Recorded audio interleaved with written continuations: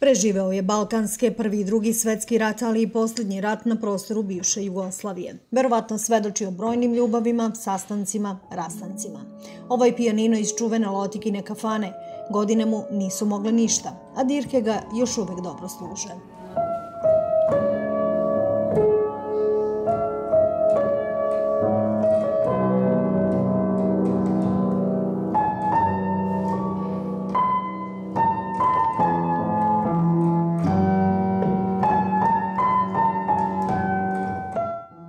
Nakon Drugog svjetskog rata sestričina Lotice Lermajer je taj pijanino poklonila tadašnjem kulturno-umjetničkom društvu koje je osnovano nakon Drugog svjetskog rata kod nas u Višegradu, a društvo kasnije je poslovalo i koristilo prostorije Doma kulture, tako da je i pijanino stigao do Doma kulture.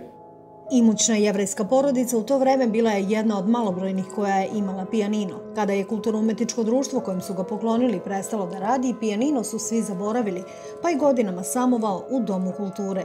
U nove prostorije turističke organizacije Višegrad stigao je nedavno, a gosti su oduševljeni. Uz neke manje korekcije, odnosno štimanja, to bi još bilo perfektno, ali evo po svim manjim muzičarima koji su ga probali, kažu da za toliko star instrument on je dalje u potpuno ispravnom stanju, što je to po meni fascinantno. Samo za nas, ali i za vas, na Lotikinom pijaninu zasvirao je mladi višegradski muzičar. Svirati na ovakvom komadu istorije stvarno je nevjerojatan osjećaj, skroz neka druga dimenzija, novi zvuk, nešto na što nisam navikao do sada i stvarno mi je čast što sam dobio priliku da sviram na Lotikinom pijaninu.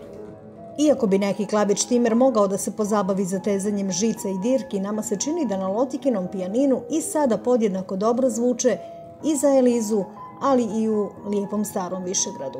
A vi prosudite sami. Snežana Ostojić, Televizija Nova.